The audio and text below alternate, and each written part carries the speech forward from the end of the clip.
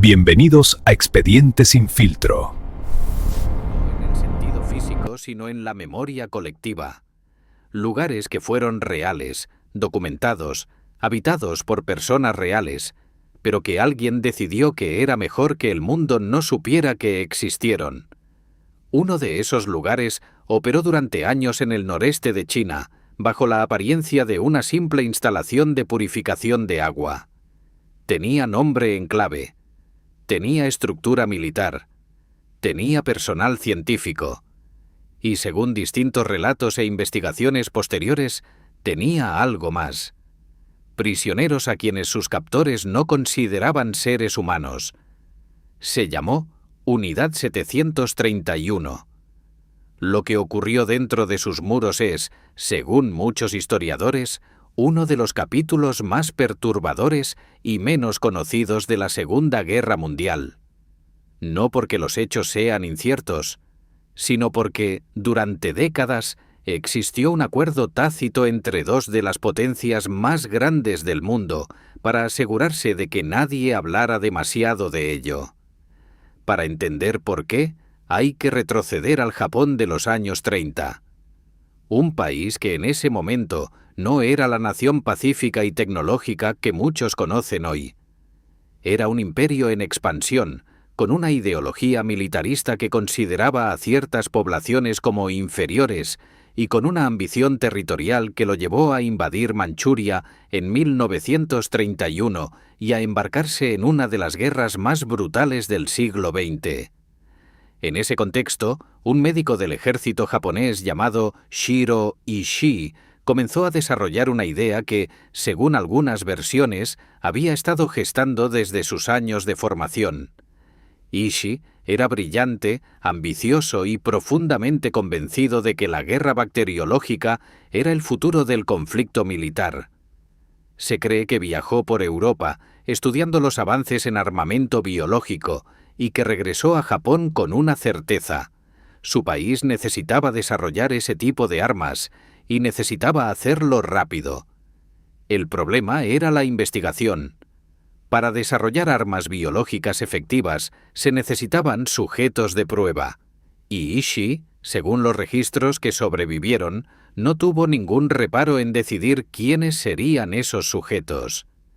En 1936, con el respaldo del ejército imperial japonés y, según diversas investigaciones, con el conocimiento de la familia imperial, se estableció formalmente la Unidad 731 en Pingfang, una región de Manchuria bajo control japonés. La instalación era enorme. Algunas estimaciones hablan de más de 150 edificios, incluyendo laboratorios, celdas, quirófanos, crematorios y zonas de pruebas al aire libre. Hacia el exterior se presentaba como una unidad de prevención de epidemias. Hacia el interior era otra cosa completamente distinta. A los prisioneros que llegaban a la Unidad 731 se les llamaba, en la jerga interna del lugar, con una palabra japonesa que puede traducirse aproximadamente como troncos. No tenían nombres, no tenían identidad registrada. Eran, en la lógica de quienes dirigían el lugar, material de investigación. Según los testimonios recogidos décadas después, entre ellos los de algunos exmiembros de la unidad que eventualmente hablaron, los prisioneros eran principalmente chinos, coreanos, rusos y en menor medida ciudadanos de otras nacionalidades. Algunos habían sido arrestados por actividades consideradas subversivas. Otros simplemente habían sido capturados durante operaciones militares, y algunos, según ciertas versiones, eran civiles que no habían hecho nada en absoluto. Lo que les ocurría una vez dentro es difícil de describir sin caer en el sensacionalismo, pero ignorarlo sería una forma de complicidad con el olvido que durante tanto tiempo rodeó este caso. Según los testimonios y documentos que han sido analizados por investigadores, los experimentos que se realizaban en la Unidad 731 incluían la exposición deliberada de prisioneros vivos a enfermedades como la peste bubónica, el cólera, el tifus y la viruela, con el objetivo de estudiar su progresión y desarrollar métodos de propagación. Se realizaban cirugías sin anestesia para estudiar el funcionamiento del cuerpo humano bajo condiciones extremas. Se sometía a los prisioneros a temperaturas brutalmente bajas para investigar los efectos de la congelación y encontrar métodos de tratamiento para las tropas japonesas. Se probaban granadas y armas explosivas directamente sobre personas atadas a estacas en campos abiertos. Se realizaban transfusiones de sangre de animal a humano. Y según algunos relatos particularmente perturbadores, se llevaban a cabo operaciones de vivisección, es decir, cirugías practicadas sobre personas vivas y conscientes para observar el funcionamiento de los órganos en tiempo real. Hay que detenerse aquí un momento, porque lo que acaba de describirse no proviene de rumores ni de propaganda de guerra, proviene en gran medida de los propios registros de la unidad, de testimonios de supervivientes y de confesiones de exmiembros que fueron juzgados décadas después en tribunales chinos y soviéticos. El nivel de documentación que existe sobre la Unidad 731 es precisamente lo que hace que su relativo anonimato en la conciencia popular resulte tan desconcertante. Pero esa es solo la primera parte de la historia, porque lo verdaderamente inquietante no es solo lo que ocurrió dentro de aquellos muros, lo verdaderamente inquietante es lo que ocurrió después. Cuando el fin de la Segunda Guerra Mundial se hizo inevitable y el ejército japonés comenzó a retroceder, Ishii dio órdenes de destruir todas las pruebas. Se demolieron edificios, se incineraron documentos, se ejecutó a los prisioneros que quedaban vivos. Los animales utilizados en experimentos fueron liberados o eliminados. Se hizo todo lo posible para que la Unidad 731 no dejara rastro. Según algunas versiones, Ishii reunió a su personal y les ordenó guardar silencio de por vida, advirtiéndoles que lo que habían hecho nunca podría salir a la luz. Lo que ocurrió a continuación es uno de los episodios más perturbadores de la historia de la posguerra y uno de los menos discutidos en los foros internacionales. Cuando las fuerzas estadounidenses llegaron a Japón y comenzaron a procesar a los criminales de guerra, se encontraron con un dilema. Los datos que la Unidad 731 había recopilado durante años de experimentación eran, desde una perspectiva puramente científica y militar, enormemente valiosos. Décadas de investigación sobre armas biológicas, sobre la progresión de enfermedades en seres humanos, sobre los límites del cuerpo bajo condiciones extremas. Información que Estados Unidos no tenía. Información que, en el contexto de la Guerra Fría que ya se vislumbraba en el horizonte, podía tener un valor estratégico incalculable. Según distintas investigaciones y documentos desclasificados décadas después, el gobierno estadounidense tomó una decisión que muchos historiadores consideran profundamente perturbadora. En lugar de procesar a Ishii y a los miembros de la Unidad 731 como criminales de guerra, como ocurrió con sus equivalentes nazis en los juicios de Nuremberg, se llegó a un acuerdo. Los científicos de la unidad entregarían sus datos, sus investigaciones, sus conclusiones, y a cambio recibirían inmunidad.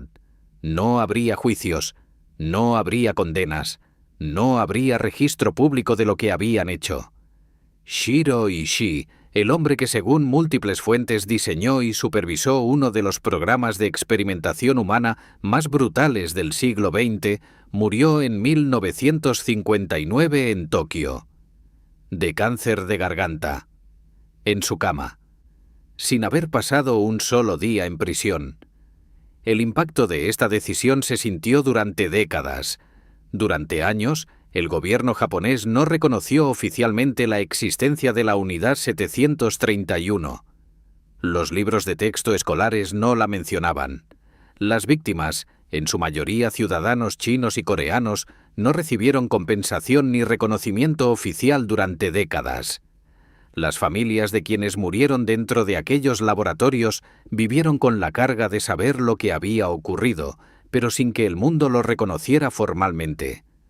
Fue recién en los años 80 y 90 cuando investigadores japoneses, chinos y occidentales comenzaron a sacar a la luz de forma sistemática la documentación que había sobrevivido. Testimonios de ex miembros de la unidad que, ya en la vejez, decidieron hablar. Archivos desclasificados en Estados Unidos que confirmaban la existencia del acuerdo de inmunidad. Excavaciones en el sitio donde estuvo ubicada la instalación que revelaron restos humanos. Poco a poco, la historia de la Unidad 731 comenzó a tomar forma en la conciencia pública, aunque nunca alcanzó el nivel de reconocimiento universal que, según muchos, debería tener. En 1997, el periodista japonés Shiro Azuma publicó un libro en el que describía atrocidades cometidas durante la guerra, lo que generó un debate nacional en Japón sobre la responsabilidad histórica. En 2002, un tribunal japonés reconoció que la Unidad 731 había existido y que había llevado a cabo experimentos con seres humanos, aunque falló en contra de las demandas de compensación presentadas por familiares de víctimas chinas. El debate sobre la responsabilidad de Japón por las acciones de la unidad continúa hasta hoy, alimentado por las tensiones históricas entre Japón, China y Corea del Sur. Lo que queda, más allá de los datos y los debates diplomáticos, es una pregunta que resulta difícil de ignorar. ¿Cómo es posible que algo de esta magnitud haya permanecido durante tanto tiempo en los márgenes de la historia oficial? Algunos investigadores sugieren que la respuesta está precisamente en la naturaleza del acuerdo que se alcanzó al final de la guerra. Cuando las potencias que tienen la capacidad de escribir la historia oficial tienen razones para mantener algo en silencio, ese silencio puede durar décadas. Las víctimas de la Unidad 731 no encajaban en la narrativa de la posguerra. No eran ciudadanos de las naciones victoriosas. No tenían voces que el mundo estuviera dispuesto a escuchar en ese momento. Hoy, en el lugar donde estuvo ubicada la Unidad 731 en Pingfang, existe un museo. Fue inaugurado en 1985 y recibe cientos de miles de visitantes al año, en su mayoría ciudadanos chinos. Los edificios que sobrevivieron a la destrucción ordenada por Ishii permanecen en pie como testimonio silencioso de lo que ocurrió allí. Las celdas donde estuvieron los prisioneros, los restos de los laboratorios, la chimenea del crematorio. Todo ello forma parte de un sitio que el gobierno chino ha preservado deliberadamente como recordatorio de lo que algunas versiones describen como crímenes de guerra que nunca fueron juzgados de la misma forma que los de sus equivalentes europeos. Existen interpretaciones que sugieren que la historia de la Unidad 731 es, en el fondo, una historia sobre el poder y sobre quién decide qué merece ser recordado, sobre cómo las alianzas políticas y los intereses estratégicos pueden silenciar incluso los capítulos más oscuros de la historia humana, sobre cómo el concepto de justicia, cuando entra en conflicto con la conveniencia geopolítica, puede volverse sorprendentemente flexible. Lo que ocurrió en Pingfang entre 1936 y 1945 no fue una anomalía sin contexto.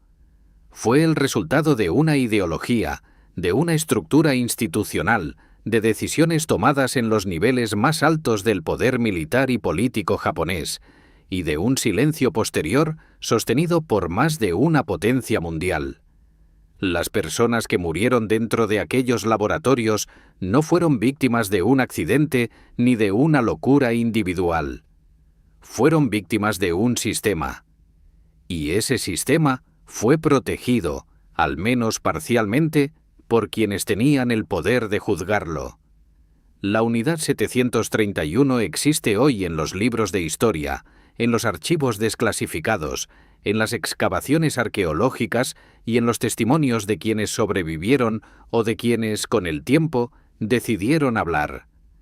Pero durante décadas existió sobre todo en el silencio. Y ese silencio, según muchos de quienes han estudiado este caso, fue tan deliberado como todo lo demás que ocurrió dentro de sus muros.